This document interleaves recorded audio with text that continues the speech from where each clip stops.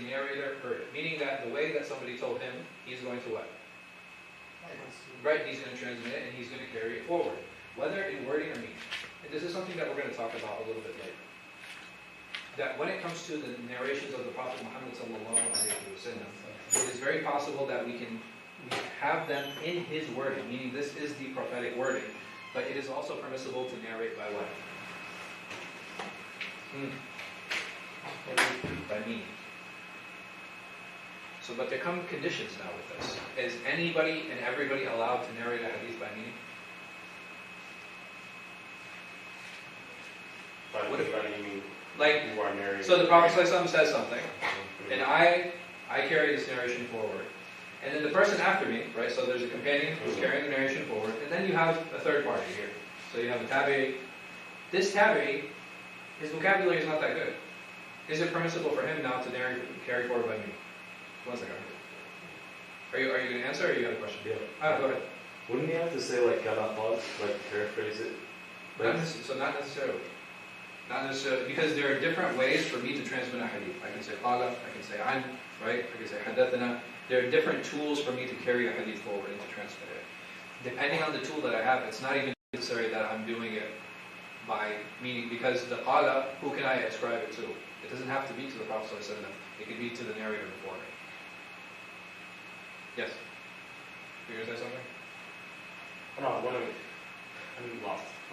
And well, you know what? I'm going to delve a little bit more into this, because I can see why some people can find this extremely problematic. Because if you're saying, is it possible when a person carries forward something the Prophet ﷺ said or did by meaning, is it possible that there's a skew or a bias that's associated with that? Or a misunderstanding? Right? These are all definite possibilities that can definitely be there. And we can talk about how these are minimized. So, but the goal is the same. Making sure that reality is presented without lies or mistakes. Because these are the two pillars of establishing reality. Right? That we have to make sure that that fact is recluse of lies or a mistake. So why is trustworthiness not conditioned enough? So we talked about adalah before. When we talked about trustworthiness and probity and religiosity, why is that not a good enough condition? How come someone can be, well, he's truthful and he told me? How come that's not enough? Right? So there are memory issues that can definitely happen. And this has to do with our discussion of precision. Because there's another facet, there's another means to verification, right? It's not good enough. It's not good enough that a person is honest. This person also requires that he be accurate in what he's relaying and that he be precise in what he's relaying to us. So here, these are some questions that have to do with the narration that we should try to investigate and we should try to look into. Number one, does the narration have details that require a sharpness of certain senses? And I'll talk about some examples of this. Also, should there be a strength of understanding that this individual has if he's carrying forward a particular narration? Again, these are things for us to think about. Also, how good is his memory? Is he making sure? Did this person memorize appropriately in order to carry this narration forward? Or do these details not demand the presence of such characteristics? So, if I have a hadith, for example, the Prophet ﷺ said, ad-du'a ibadah, that he said, dua or supplication is worship. Do you think that requires the sharpness of certain senses? Does it require strong memory? Do you need a lot of understanding to carry a hadith like this forward? No. But are there a hadith that might be significantly longer? There might be a hadith where an individual's eyesight has to do with the narration that he's talking about. And I'll talk about some examples. So here, if someone has weak eyesight and he's asked to describe a specific location on the map, is it going to be important? If this is happening from one narrator to the next, right? And the third narrator in the chain has weak eyesight, and the person who's showing him is like, okay, this is the route that they took. Now, is it reasonable that this person go forward and narrate? No, right? Because there's something like what's the word I'm looking for? I want to say syntax, but that's not the word. Context, thank you. Like there's something that's there's something contextually appropriate there that is needed, right? There's a piece of information there, there's a skill that's needed there, there's a sense that's needed there in order for him to be eligible to actually carry that information forward. Also here, if someone with weak understanding were to narrate an issue that required a depth of understanding. If there's an issue that the Prophet ﷺ was talking about, like an example of this is that if an individual buys an animal that is to be milked, and that person, he knows that this goat or sheep or cow doesn't produce a lot of milk. So what is the means of deception that, I know you guys probably don't really sell animals, but like what is the means or a type of deception that could possibly happen in this situation? You mean as a buyer and seller? As a seller. So if I'm a seller, I'm trying to get rid of this goat. And this goat doesn't really produce milk. So what can I do? I can talk it up. That's one way of doing it. Like, nah, he's just empty right now. Or she, I'm sorry. I just milked it. Right, I just milked it. Yeah. Or what is another means of doing that? By feeding her and waiting a few days. Right? If she doesn't consistently produce milk, all I have to do is wait a few days, and what's going to happen to the udders? Right? It's going to fill up, and when the buyer comes and looks at it, you can be like, yeah, bro. I milked this an hour ago. Right, it's like, I just milked her. Look at this. It's still full. So what happens now is the buyer, he's happy, right? He takes the goat home, he milks it, and he waits like 3-4 days, and she's not producing. The Prophet ﷺ, he actually presented this specific case, saying that when you return the animal, you have to return it with a sa'a, with a handful of dates. Why? For the trouble? I'm sorry? For the trouble? For the trouble? No, you as a seller. Oh, the seller. As a seller, you have to return the animal and you have to give a handful of dates. Oh, literally. Yes. Is the seller return? The seller, yes. And the seller has a right to return. So the seller has a right to return. But he's returning and he's giving something. Because he accepted the transaction. No. Seller or buyer? No, the seller. He said the seller has to return the cow. The seller has to return the animal and the sa'a min al-tamr. Sa'a is 4 months. I'm sorry, 4 handfuls. So I bought the animal, and the animal's not producing milk. Right? Why? Because the seller, he tricked me. Right? There's deception there. Yeah. So, do I want to keep the goat? No. No. So I'm like, yo, this goat's going back. I take the goat back to the seller, and I'm like, here, take your goat back. But the Prophet ﷺ said, when you return it, you also have to give 4 handfuls of dates. So the buyer seller. is giving dates to the seller? No, So the the buyer seller. is in the seller. So it's like. So I got one Here. and I'm giving dates to the person? So it's So, a compensation. here, let me. Iman has a goat. I buy the goat from Iman, and I'm no, that can get very raunchy very quickly. So I take the goat home, and I milk the goat, and then after a few days, what happens? There's no more milk. So I'm like, yo, this goat is whack. Right? Iman sold me a goat that doesn't produce milk, so I bring the goat back to her. But when I give it back to her, I also have to give her 4 handfuls of dates. Because the value of the goat depreciates.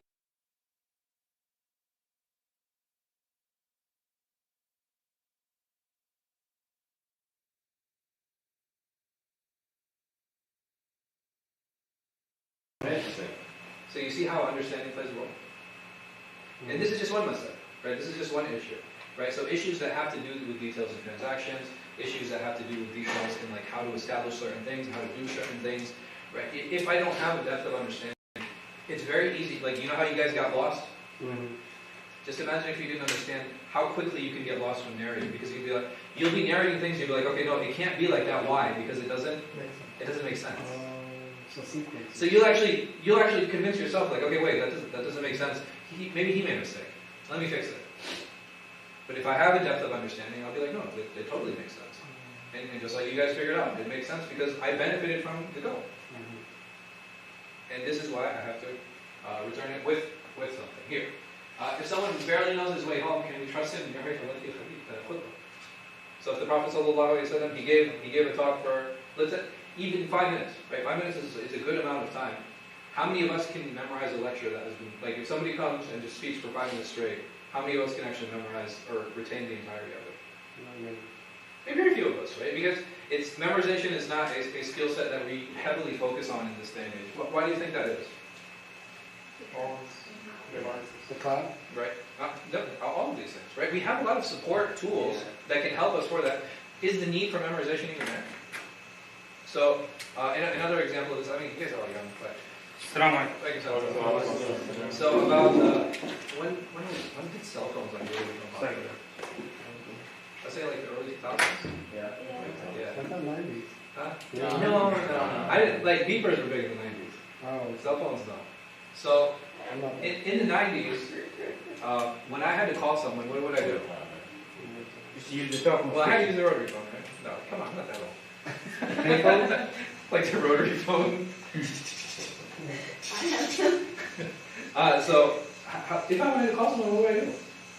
Go to the telephone station. Right, well, no, man, come The on. operator, That they would be upsetting telegraphs, you guys. Come on, man, I'm old, I'm not that old. Yeah. You will have time to use the record. Right, there are two ways I would do it. Right, there are two ways I would do it. Either I would have a personal phone book, right, and I would look up their name and I would call them. Or I'd have to memorize the number. Yeah. And like, I think like 2 or 3 of my friends, I still have their phone numbers memorized, right? Because this is how you get in contact with your friends. You'd have to call them, and it's tedious to what? To go look at your phone book every single time. Usually the phone book was used for what? Numbers that you didn't really call that often.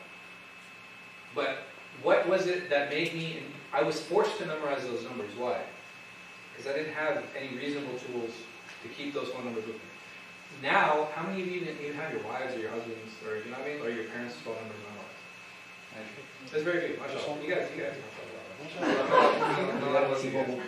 My situation was different. I was the only kid in school who my parents didn't give a phone until maybe 13, 14. Okay. But if it's just an emergency, I have to use someone's phone or have my, everybody's parents. I didn't get a phone until I was like 18. 18. Yeah. I didn't get a phone until I was in college. That's when they came out. That's what they do. That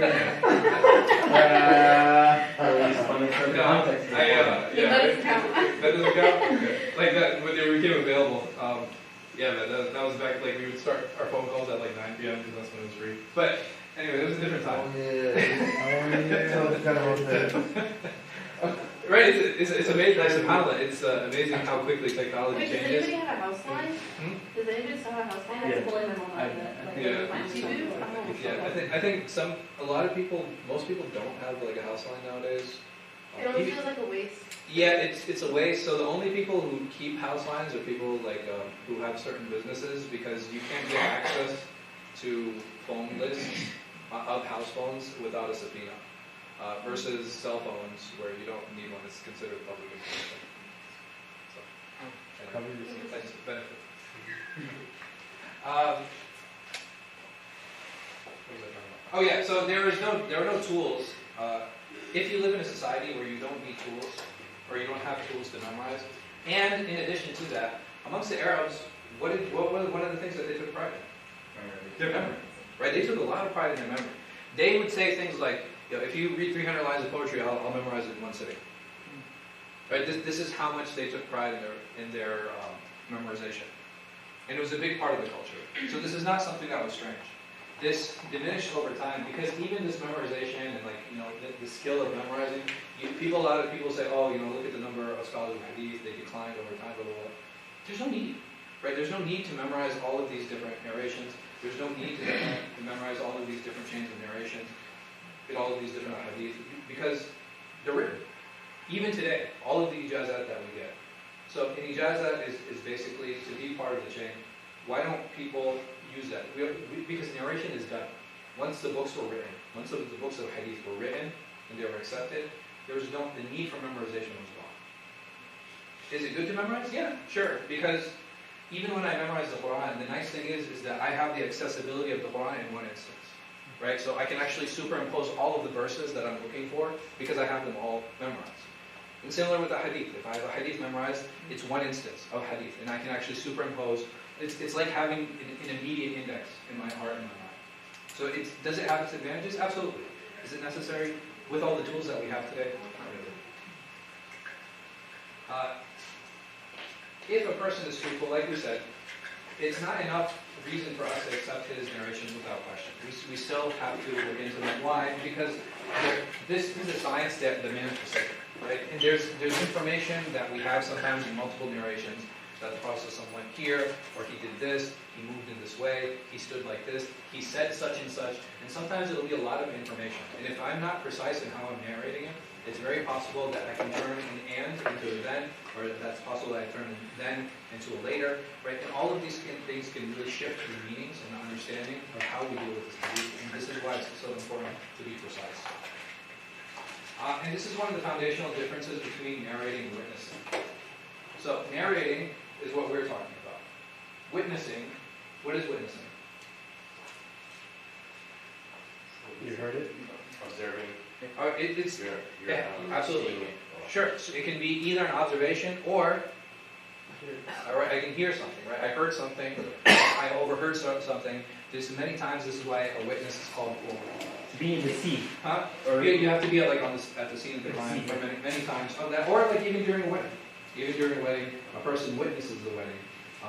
And the thing is, there's a difference between them. So narrating is usually a spoken statement, it's a described action, or it's a tacit approval. So these are things that are actually narrated.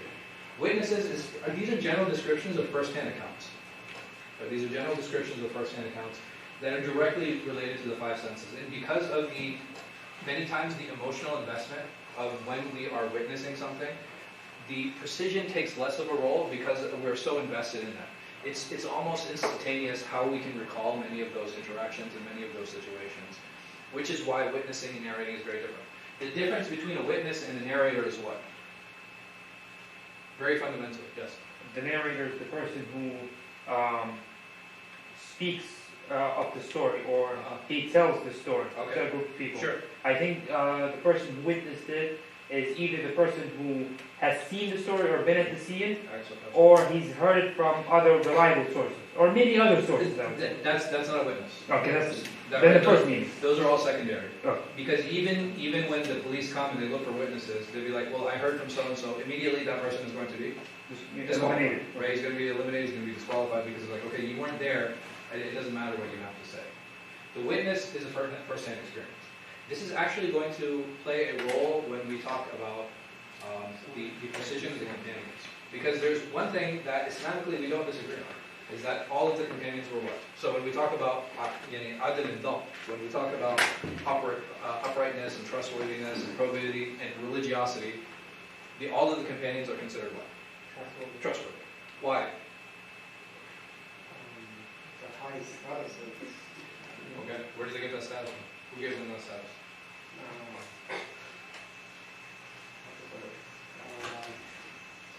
they were particular, they fought along the Prophet, and they studied the Prophet on the Prophet, saw them, so they saw him. I mean, those are all great. Yes? Allah. Because Allah says it. Like, very simply. Allah subhanahu wa ta'ala, He praises them.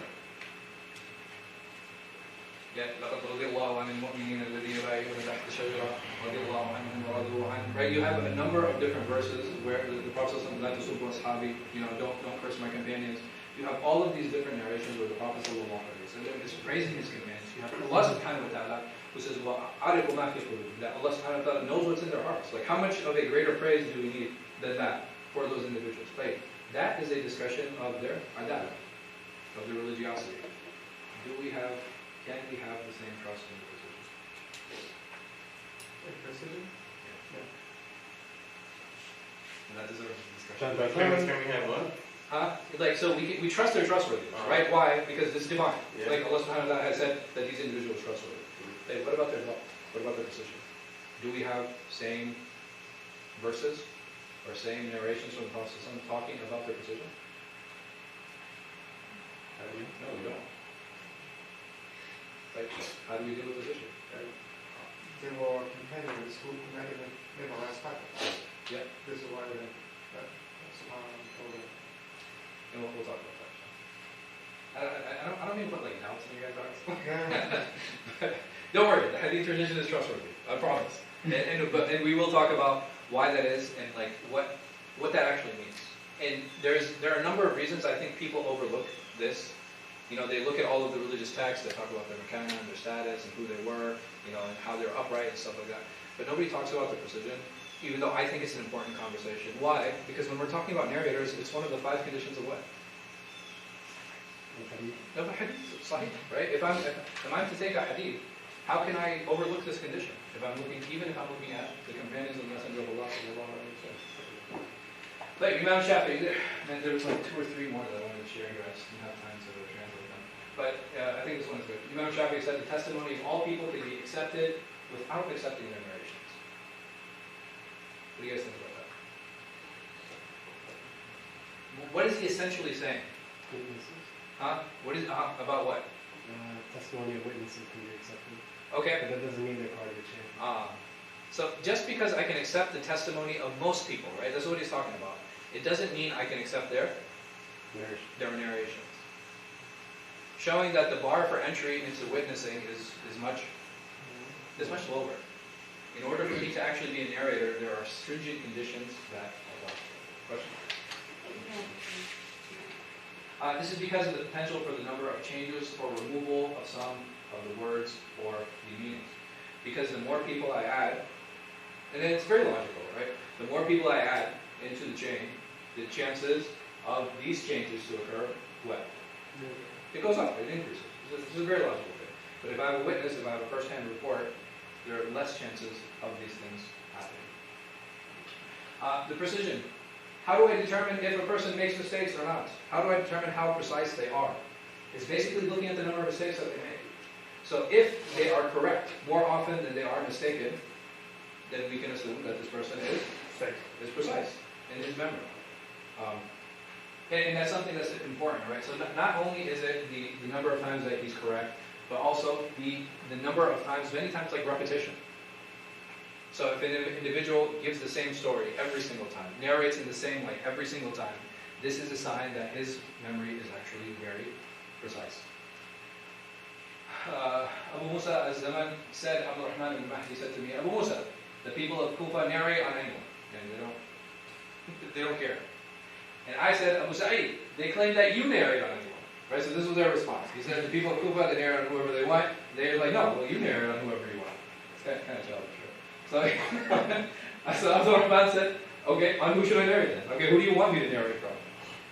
So I then mentioned Muhammad al-Rashid al-Makhuli. He said, memorize this. People are 3 types. A man who is great and a precise memorizer, and concerning him there's no difference between them. That this person, he's both religious and he's precise. And if he says something, then I'm going to what?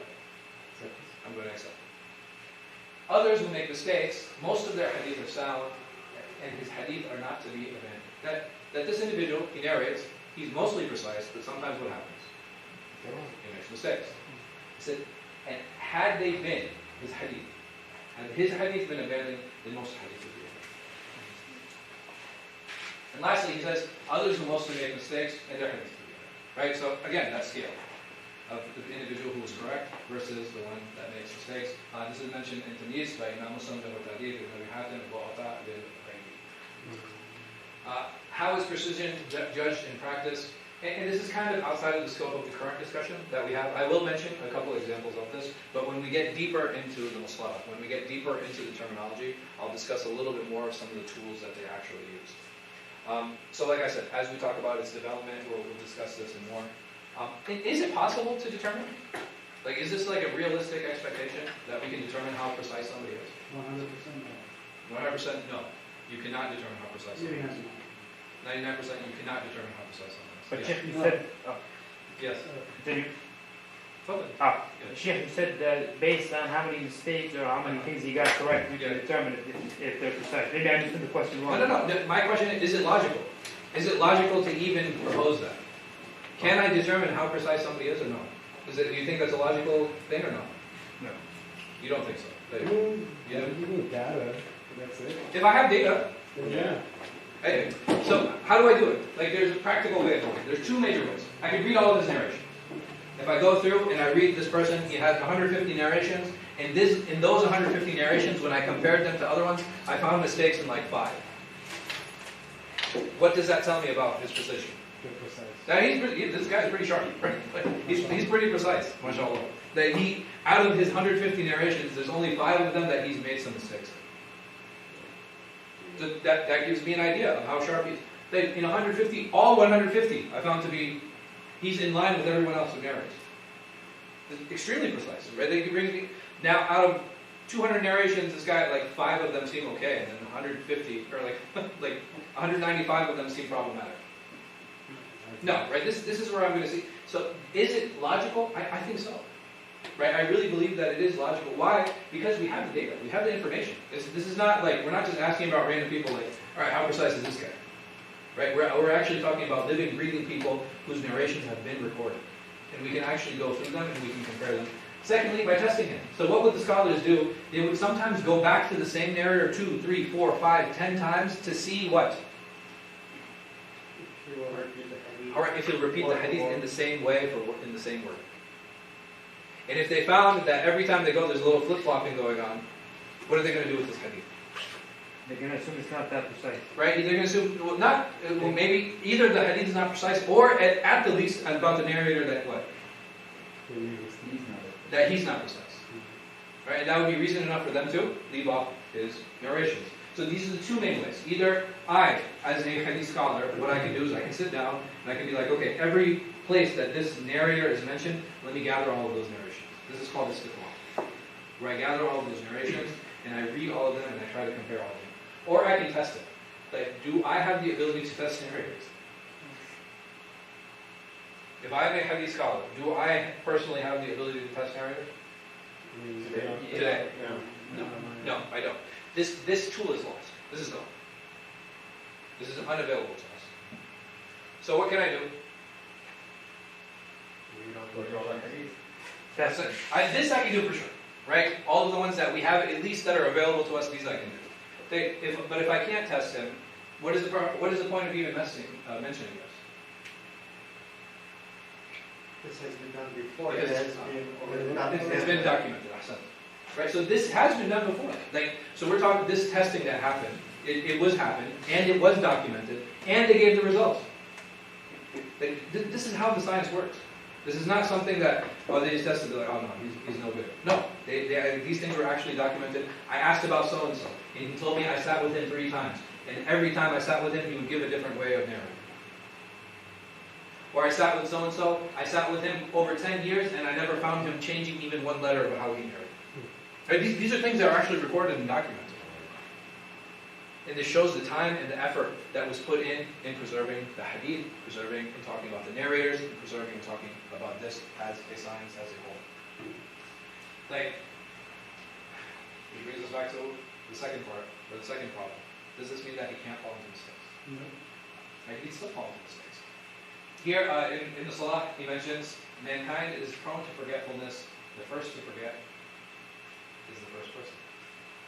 Who is he talking about? Adam. Right, he was the first insan. So he said, "Awwal al-insan nasa."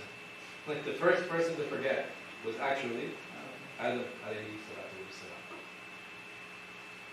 Here, and he said, وَلَقَدْ أَحِدْنَا إِلَى آدَمَ مِنْ قَبْلِ فَنَسِيَ وَلَمْ نَجِدْ لَهُ عَزْمًا. That we also commanded Adam before you, but he forgot, and we found him lacking in constancy. And scholars of hadith, there's a few things. They never claim that proving a narrator precisely means that he's free of mistakes. This is never the claim. They're not even saying that. All they're saying is that when one is precise, the possibility of him being correct is favored. Right? There's more of a chance of him being correct than there is a chance of him being incorrect. And many great scholars themselves were not free of mistakes. This is what they recognize. This is a human condition. That we make mistakes, and we forget things, and we overlook things, we confuse things. And if we understand that this is the nature of mankind, this is why they're not making a wild claim. Like, oh, well, this person is so precise, he doesn't make any mistakes. This is not even part of the discussion. It's not even the claim. They're just saying that there's a greater chance that this hadith is narrated correctly. Here, so Imam Muslim, he says in Tamyiz, with whatever I have stated concerning the stations regarding memory, there is no one who has relayed a narration, carried a statement from those that have passed to our time today, even the most precise and accurate memorizer that narrates, except that he was mistaken or forgot regarding his memorization or narration. This is Imam Muslim. Here, Imam Tirmidhi, he says in his Kitab al-Ilm, concerning the levels of people of knowledge and knowledge, precision and veracity in their heard reports, they still did not escape mistakes or errors, even the great imams and their ummah. So this is why loan reports went through extra scrutiny. Remember, so if you guys attended the Muslim class, I had talked about that Imam Muslim has a book called Al-Wahdan, right? He talks about individual or loan reports. Why is that important? You don't know cross-reference. There's nothing for me to cross-reference, right? I can't. There's nothing for me to compare it to. So those individual reports, they actually go through extra scrutiny, right? There's actually extra work that goes into them, and because you have to seek supporting evidences for that, because there's still a chance for errors, and because I don't have anything to compare it to, I have to make that extra effort and go through that extra scrutiny. And all of these extra supporting reports, they help establish the ability to remove doubt, right? The idea is to minimize doubt here, right? That's what we're trying to do when we deal with a lot of these narrations, when we deal with a lot of these hadith, and this is known as ghalabatul dhann, right? So the possibility, the greater possibility for something to happen. I have a question. Yes. I thought we went through the single, we can't cross-reference these hadith. Yeah. So we need Not always. not always. Not always. So if I have a hadith that I find to be corroborated by other ideas in the Sharia, Okay. and it's not going against any other ideas in the Sharia, does that give me more confidence in that narration? Yeah. Like, what if I have similar wording, not the exact same wording, but if I have similar wording in concerning that hadith? In different hadith. Yeah. What if I have some of the fatwa of some of the companions that ruled, they didn't mention the hadith, but they ruled and it agrees with what that hadith says. Do you see now how you have all of these supporting evidence to say, like, okay, well, this hadith, it actually might be okay, right? The person who's narrating it, he's upright, he's honest, he's precise, right? And the hadith revolves around him, and we find it coming from him. What are the chances of it being correct? Well, we say, okay, well, there's already a better chance of it being correct and him being less mistaken.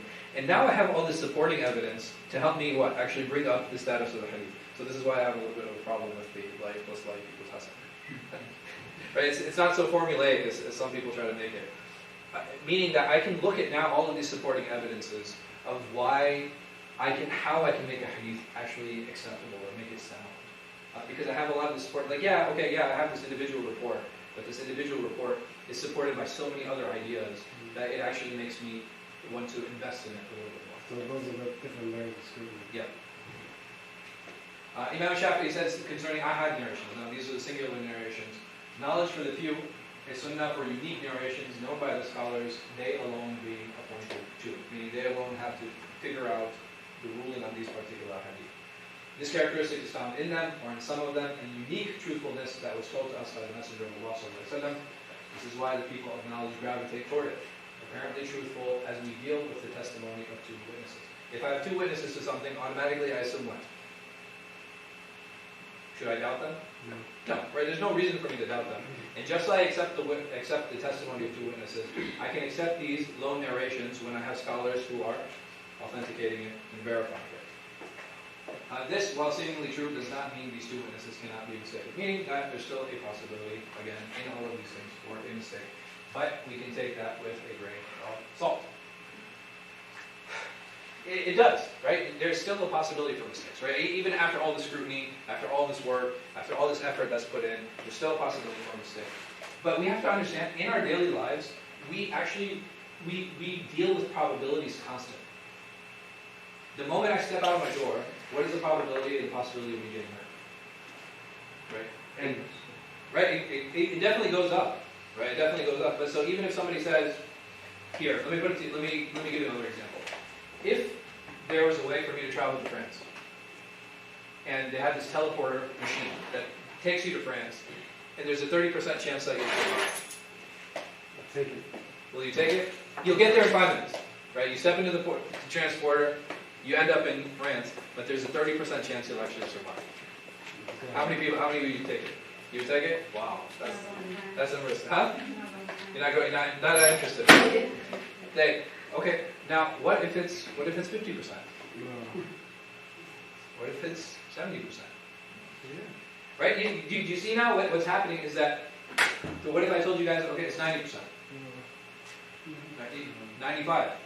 No, 95% chance that you'll make it. Oh yeah. Yeah, what are the chances that you survive a plane ride? You understand? Like, so you guys might think like, oh no, I would only do things that are 100% without realizing the moment I step into my car, what are the chances of me getting into an accident? They're real and they're there. What are the chances of me when I'm going into a city to be assaulted, or to be abused, or to be killed? Right? All of these chances exist. But how we work in our daily lives is we do risk assessments. And that risk assessment is that if it's, in general, in our minds, if it's like 90% or above, we're willing to what? We're willing to take that risk. Okay, how come this isn't, how come we can't apply this? Do you know what the chances of you getting an accident? I think it boils down to this. Like you said, Sheikh, the teleporter, when you started off with 30%, it's not as likely as not. It's most probably you won't survive. There's a little percent that you would survive. But when it went up, subhanAllah, everybody, or I mean, at least myself, I said I would take the chance. You know, it's as likely as not. You know what I mean? So it becomes to that point, and the thing is like, okay, if we're willing to deal with that in our daily lives, why would we not deal with the Hadith in the same way? Right? If there's a majority chance that this is what something that the Prophet ﷺ said, and this is how we rule our lives, like in general. Even in court, there are many times they don't have 100% pin on the person. They have something that's called probable cause. That it's most likely that what? That this person committed the crime, and because of that high possibility, we are now going to what? Right, he's going to go to jail, or he's going to be prosecuted. And the same thing applies here. Most of the time, they just take a plea. I have to look at the numbers. So, again, and no one claims that the scholars of Hadith that this removes the possibility of a mistake. And this is why the scholars have what? They put three additional conditions. Allahu Akbar, Allahu Akbar, Allahu Akbar, Allahu Akbar. Ashhadu an la ilaha illallah. Ashhadu an la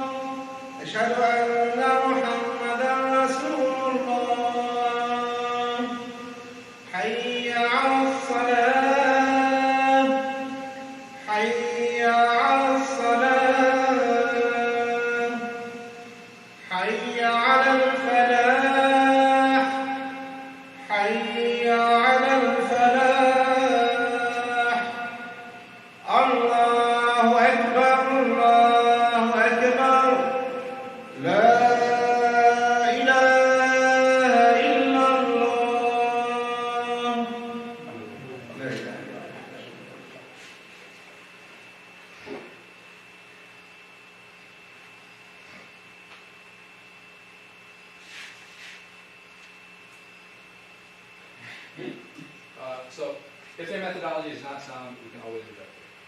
So when we, again, the idea here is that we're going to go through these verification methods one by one, and if there's something that doesn't make sense, we have every single right to challenge it. And if we find that there's a flaw, either we can amend it, we can change it, or we can reject it and be like, no, this is not a reasonable way. There's no way to verify the Hadith methodology, and we can't trust the sunnah that we have in front of us today. And that's still very fair. Other situations where People still challenge us to it. There are people who reject Hadith. But the question for us is like, okay, well the thing that we all share when we deal with this methodology is that so far, has anything been illogical? Does it make sense, the steps that they have put forward? So when we talked about trusting a person, why do we seek a person's religion? Why is that important? Did we talk about that and why that's logical? Yeah, we did. Is it? Yeah. Absolutely. The fact that they need to be precise. Does that make sense or no? Right? These things are very logical reasonings that they're putting forward. And again, there are three more conditions that we have to go through. There are three more conditions that we will discuss. But we have to understand that this is just part 2 of a 5-part verification process.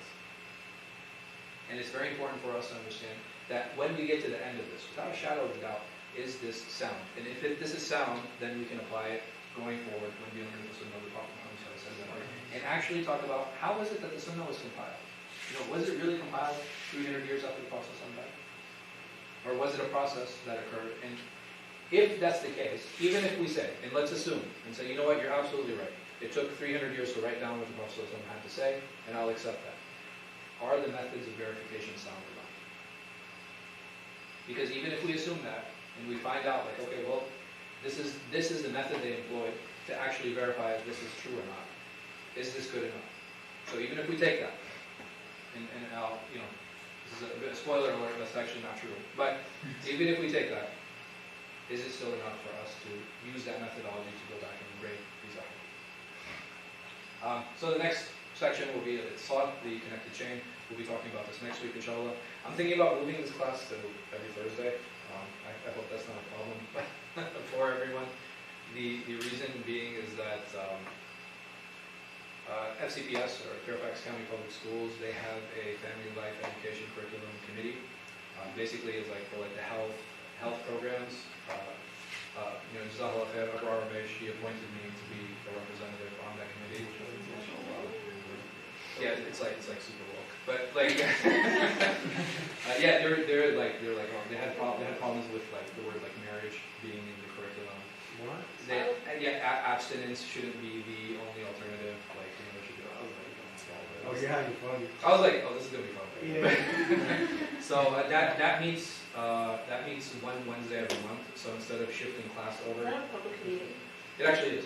Oh, Yeah, I'll let you guys know. Okay. I'm very honest. Yeah, it's a public meeting. They don't announce it, but it is actually. Okay, I wonder why.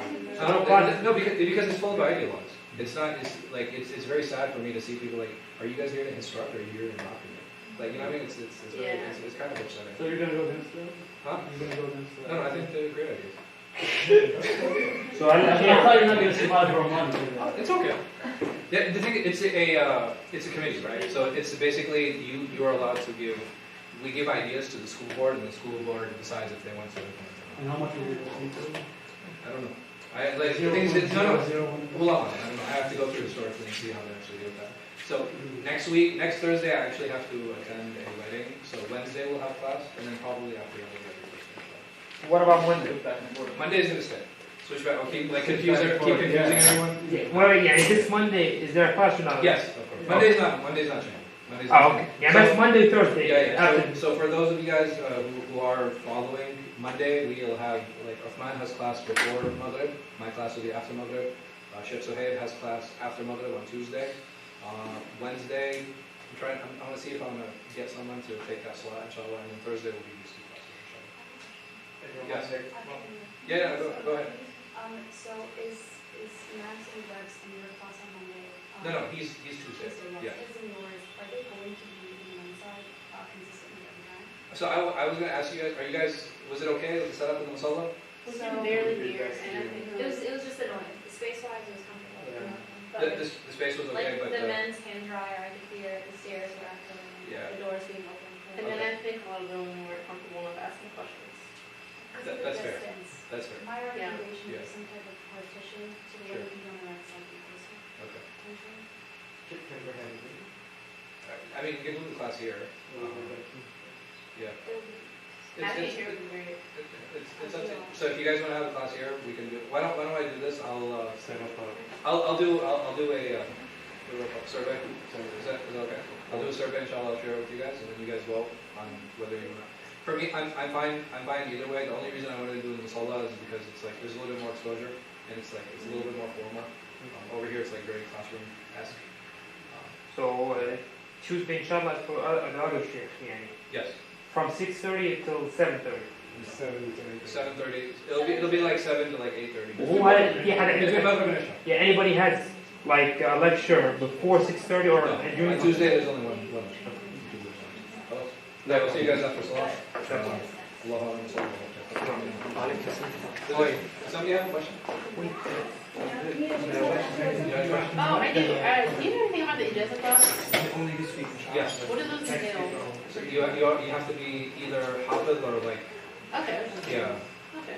So that's all. So if anybody's interested, so we're also starting a bunch of Quran classes, but I'll put it up on my Instagram and I'll have Ayah sharing groups. And philosophy class. Huh? There's a philosophy class this Saturday. this Saturday. So please come. Ustad Dawud Is it just for one day? Yeah, it's just a one day. Yeah. So Saturdays we're going to try to have like one-off programs, but at least Monday through Thursday, I envision that there'll be classes like that, so that people can kind of pick and choose what they want. Yeah. So there's another class up in the Exactly. Yes.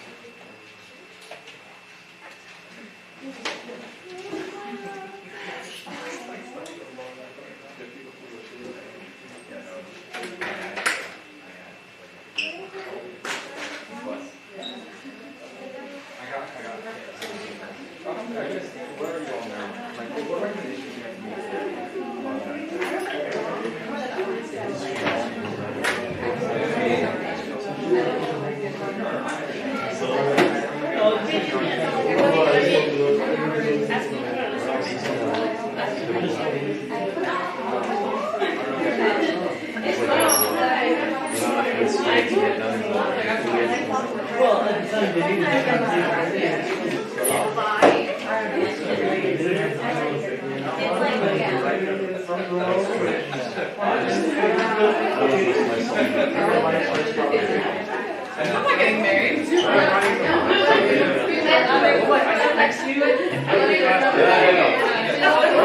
I don't like mashallah, this guy's like us. This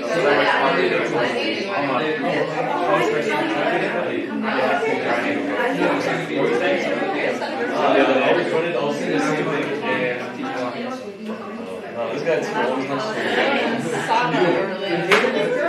I'm not complaining, but I'm just saying, yeah, because I can't. I'm actually traveling. I'm going back home to Algeria. So I'll they were here? No. Yeah, alhamdulillah. Like I think in terms of like the country. Yeah. I mean, obviously there's like the pockets and all that stuff. Yeah, there's a lot of information people on that, you know. When I come back, I will. What about live Hope I don't get I don't fall asleep. I'll only do 2 weeks in الله أكبر الله أكبر أشهد أن لا إله إلا الله أشهد أن محمدا رسول الله حي على الصلاة حي على الفلاح قد قامت الصلاة قد قامت الصلاة الله أكبر الله أكبر لا